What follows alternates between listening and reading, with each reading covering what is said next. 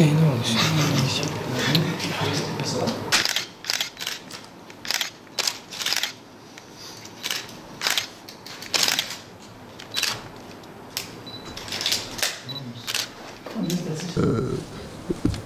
Yelek, güvenlik yeleği, koruyucu yelek dediğimiz çelik yelek kapsamında önemli çalışmalarla adım atıldı bu alana.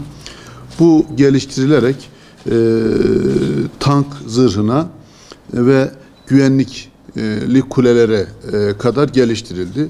Dolayısıyla artık üniversitemiz tarafından geliştirilen bu mermilere çok değişik kapsamda, çok değişik ölçüde ve güçte mermilere karşı koruyucu özelliği olan hem çelik yelek geliştirildi, hem güvenlik kuleleri geliştirilmiş oldu, hem de tank zırhı geliştirilmiş oldu.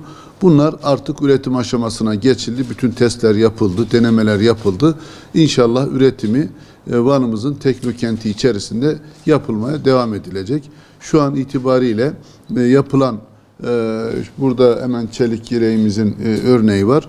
Bu çelik yelek koruma ve güvenlik durumuna göre ceketin içine dahi dikilebilecek. Yine biliyorsunuz güvenlik kuleleri oldukça önemli.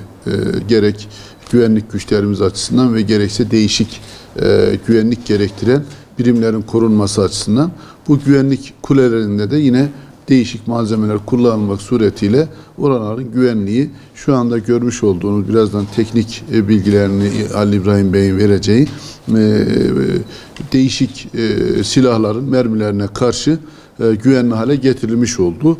Ve en önemli yine buradaki buluşlardan bir tanesi de tank zırhı. Biliyorsunuz tanklar savaş meydanlarında olsun ve güvenlikli bölgelerin oluşturulması açısından çok değişik mermilere muhatap olan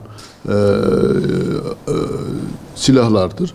Bunların zırhla etkin bir şekilde korunması lazım. Hem hafif olması lazım, hem de daha güçlü silahlara karşı korunması lazım.